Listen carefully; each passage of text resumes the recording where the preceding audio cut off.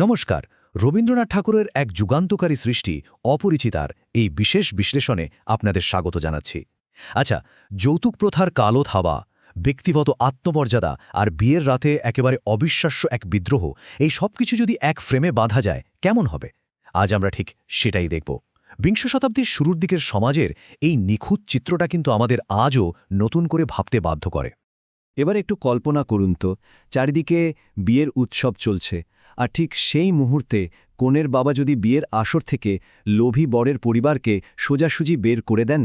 হ্যাঁ, ঠিক শুনছেন, এই চরম নাটকীয় ঘটনাটাই তৎকালীন পিতৃতান্ত্রিক সমাজের বহু পুরনো নিয়মকানুনকে একেবারে উল্টে দেয়। মানে এটা শুধু একটা গল্প নয়, বরং আত্মসম্মান রক্ষার এক অবিশ্বাস্য লড়াই। চলুন গভীরে ঢোকা যাক। তবে হ্যাঁ, এই গল্পের আসল ওজনটা বুঝতে হলে আমাদের একটু টাইমলাইনে ফিরে যেতে হবে। 1861 সালে বিশ্বকবির জন্ম, আর অবাক করা ব্যাপার হলো মাত্র 16 বছর বয়সেই তিনি লেখালেখি শুরু করেন। এরপর 1914 সাল প্রকাশিত হল অপরিচিতা। একবার ভাবুন, সেই সময়ের প্রেক্ষাপটে দাঁড়িয়ে সমাজের এত গভীরে গিয়ে আঘাত করাটা কতটা সাহসী একটা পদক্ষেপ ছিল, তাই না? আচ্ছা, এবার দুই মূল চরিত্রের মধ্যকার আকাশ পাতাল পার্থক্যটা একটু লক্ষ্য করুন। একদিকে আছে আমাদের বর অনুপম। সে উচ্চশিক্ষিত, একেবারে মাস্টার্স ডিগ্রিধারী, কিন্তু একেবারেই মেরুদণ্ডহীন এবং পুরোপুরি পরিবারের ওপর নির্ভরশীল। অন্যদিকে আছেন তার মামা। তিনি পুরো পরিবারের অবিসংবাদিত নিয়ন্ত্রক, চরম সম্পদলোভী আর মানসিকভাবে ভীষণ সংকীর্ণ। আধুনিক শিক্ষা যে অনুপমকে বিন্দুমাত্র স্বনির্ভর করতে পারেনি, সেই রূঢ় বাস্তবটাই কিন্তু এখানে দারুণভাবে ফুটে উঠেছে। আর এই ব্যাপারটাকে আরও স্পষ্ট করতে মূল লেখায় কথক অনুপমকে নিয়ে চমৎকার কিছু রূপক ব্যবহার করা হয়েছে। যেমন ধরুন, তাকে বলা হয়েছে মাকালফল, মানে দেখতে খুব সুন্দর কিন্তু ভেতরে একেবারেই অকেজো। এমনকি তাকে এমন এক শিশুর সাথে তুলনা করা হয়েছে যে সবসময় মায়ের কোলে আশ্রিত থাকে, যার বয়স যেন কোনোদিনই বাড়ে না। এই রূপকগুলো থেকে একেবারে পরিষ্কার যে বয়স বাড়লেও বাস্তব জীবনের কোনো পরিপক্কতাই অনুপমের আসেনি। সে আক্ষরিক অর্থেই একটা বাধ্য পুতুল ছাড়া আর কিছুই না। তো এখানকার সবচেয়ে চমকপ্রদ বিষয়টা হলো মামার চিন্তাধারা। মামার চোখে আদর্শ কনে বা তার পরিবারের কিছু অদ্ভুত মাপকাঠি ছিল। পরিবারটিকে হতে হবে আর্থিকভাবে অসচ্ছল, বিয়ের জন্য তাদের শেষ সম্বলটুকু উজাড় করে দিতে প্রস্তুত থাকতে হবে। আর কনেকে, তাকে হতে হবে চরম আজ্ঞবহ, যে কোনোদিন বরের পরিবারের বিরুদ্ধে টু শব্দটিও করবে না।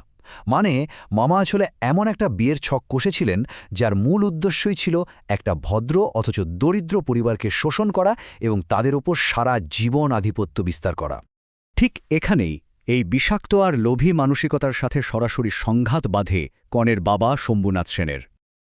কানপুর শহরের এই ডাক্তার ভদ্রলোক খুব নীরব, শান্ত স্বভাবের, মৃদু স্বরে কথা বলেন। আর এই যে সম্পদের এত বাহ্যিক প্রদর্শনে, এতে তার কিন্তু কোনো হেলদোল নেই। মামার ওই চরম অহংকার আর শম্ভুনাথ সেনের এই অবিচল নীরব আত্মমর্যাদার মধ্যে যে বৈপরীত্য, সেটা এমন এক অসামান্য মানসিক দ্বন্দ্ব তৈরি করে যা যে কাউকে ভাবিয়ে তুলবে।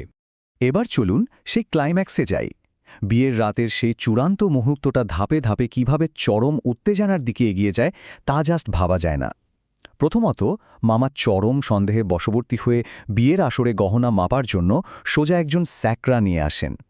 দ্বিতীয়ত, শম্ভুনাথ সেন অত্যন্ত বুদ্ধিমত্তার সাথে উল্টো প্রমাণ করে দেন যে বরের পরিবারের দেওয়া সোনার দুলটিতেই ভেজাল রয়েছে। এরপর তৃতীয় ধাপে তিনি চরম শান্তভাবে সমস্ত অতিথিকে ভুরিভোজ করান। আর শেষে হঠাৎ করেই বিয়ে বাতিল করে বরের পরিবারকে আসর থেকে সোজা বিদায় করে দেন। আর এই জায়গাটাতেই আসে সেই চরম মুহূর্ত। শম্ভুনাথ সেন খুব শান্ত অথচ দৃঢ় কণ্ঠে জানিয়ে দেন যে যারা মনে করে তিনি তার নিজের মেয়ের গহনা চুরি করবেন, তাদের হাতে তিনি কখনোই মেয়ে সম্প্রদান করতে পারবেন না। এই ছোট্ট একটা বাক্য, এই অবিচল প্রতিবাদ, এটা মুহূর্তের মধ্যেই যৌতুক প্রথার পুরো নিপীড়নমূলক ব্যবস্থাকে যেন একেবারে গুড়িয়ে দেয়। এরপর কি হল? বরের পরিবারের জন্য নেমে এলো এক অভূতপূর্ব অপমান। রাতের অন্ধকারে কোনো উৎসবের বাজনা ছাড়াই বরের দল মাথা নিচু করে ফিরে যেতে বাধ্য হল। নিস্তব্ধ হয়ে যাওয়া বিয়ের সানাইয়ের এই ছবিটা লোভী মামা আর মেরুদণ্ডহীন অনুপমের চরম লজ্জার এক নিখুঁত রূপক হয়ে দাঁড়ায়। একজন মাত্র মানুষের চাঁদাবাজির কাছে মাথা নত না করার এই অটল সিদ্ধান্ত পুরো সমাজ ব্যবস্থার গালে এক বিশাল চপেটাঘাত। তো প্রশ্ন হল, বিয়ের রাতের এই চূড়ান্ত পরাজয় আর অপমানের ঠিক 1 বছর পর একজন নিষ্ক্রিয় কথক কিভাবে জীবনের নতুন উদ্দেশ্য খুঁজে পায়?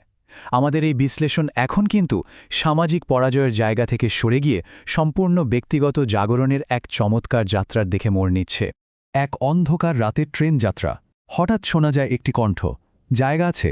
এই খুব সাধারণ অথচ জাদুকরী কথাটি শুধুমাত্র ট্রেনের কামরায় বসার একটা আমন্ত্রণ ছিল না, বরং এটি অনুপমের দিশেহারা জীবনে একটা নতুন উদ্দেশ্য খুঁজে পাওয়ার সুগভীর রূপক হয়ে দাঁড়ায়। এই ছোট্ট একটা কথা যেন তার মনে অজানা একটা আশা জাগিয়ে তোলে। ট্রেনের এই পুনর্মিলন পর্বে অনুপম আর তার মা এক প্রাণবন্ত স্বাধীন তরুণীর দেখা পান। মেয়েটির কণ্ঠস্বর যেন রূপালী জাদুর কাঠির মতো, চারপাশের সবকিছুতে প্রাণ সঞ্চার করছিল। কথক মুহূর্তেই এই নির্ভীক নারীর প্রতি মুগ্ধ হয়ে পড়েন। এই নারী যেন রাতের অন্ধকারে ফোটা সতেজ রজনীগন্ধা ফুলের মতোই শুভ্র এবং ভীষণ দৃঢ়চেতা। ট্রেনের ভেতরে এই তরুণীর কাজগুলো একটু খেয়াল করুন। সে বিনা দ্বিধায় অপরিচিত মানুষদের মালপত্র গুছিয়ে দিচ্ছে, শিশুদের সাথে অনাবিল আনন্দে মেতে উঠছে, সমাজের ওইসব গদবাধা নিয়মকে বিন্দুমাত্র পাত্তা না দিয়ে অনায়াসে চানাভাজা খাচ্ছে। আর সবচেয়ে অবাক করা ব্যাপার, নিজেদের সংরক্ষিত আসন বাঁচাতে একজন শ্বেতাঙ্গ স্টেশন মাস্টারের অন্যায়ের বিরুদ্ধে সে তীব্র প্রতিবাদ করে বসে। সে সামাজিক বেড়াজাল থেকে সম্পূর্ণ মুক্ত, অথচ এই বেড়াজালই কিন্তু আজও অনুপমকে পঙ্গু করে রেখেছে। এরপরই আসে গল্পের সবচেয়ে বড় চমকটা। অনুপম যখন জানতে পারে যে এই অসামান্য নারী তার সেই হারিয়ে যাওয়া কোণে কল্যাণী, তখন সে এক নতুন সত্যের মুখোমুখি হয়। কল্যাণী জানায় যে সে মাতৃ আজ্ঞা মানে মাতৃভূমির সেবায় নারী শিক্ষার প্রসারে নিজের জীবন উৎসর্গ করেছে এবং সে আর কখনোই বিয়ে করবে না।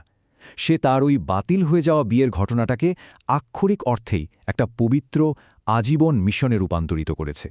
এখন পুরো বিষয়টাকে যদি আমরা একসাথে মেলাই তাহলে কি দাঁড়ায়? এটা নিছক কোনো প্রেমের গল্প নয়, এটি আসলে শোষণমূলক যৌতুক প্রথার বিরুদ্ধে এক তীব্র প্রতিবাদ। এটি এমন এক নতুন নারীর উত্থান যে শিক্ষিত, ক্ষমতায়িত এবং দেশপ্রেমে উদ্বুদ্ধ। পরিবারতন্ত্রের কাছে সেই পুরনো অন্ধ আত্মসমর্পণের বদলে ব্যক্তির নিজস্ব সত্তা আর সাহসের যে জয়গান, সেটাই এই অসাধারণ গল্পের মূল থিম। সবশেষে একটা বিষয় আমাদের সবার ভেবে দেখা দরকার। 1 শতাব্দীরও বেশি সময় পেরিয়ে গেছে, কিন্তু নিপীড়নমূলক সামাজিক কাঠামোর বিরুদ্ধে কল্যাণীর সেই নীরব অথচ তীক্ষ্ণ বিদ্রোহ আজও আধুনিক সমাজে আত্মমর্যাদা আর নারী ক্ষমতায়নের লড়াইয়ের সাথে কতটা মিলে যায়, তাই না? ইতিহাস আর সাহিত্যের এই অসামান্য বাটগুলো বর্তমান সময়ের চ্যালেঞ্জ মোকাবেলায় আজও ঠিক ততটাই প্রাসঙ্গিক। এই গভীর চিন্তার খোরাকটি নিয়েই আমাদের আজকের এই বিশ্লেষণ এখানে শেষ করছি। সাথে থাকার জন্য অসংখ্য ধন্যবাদ।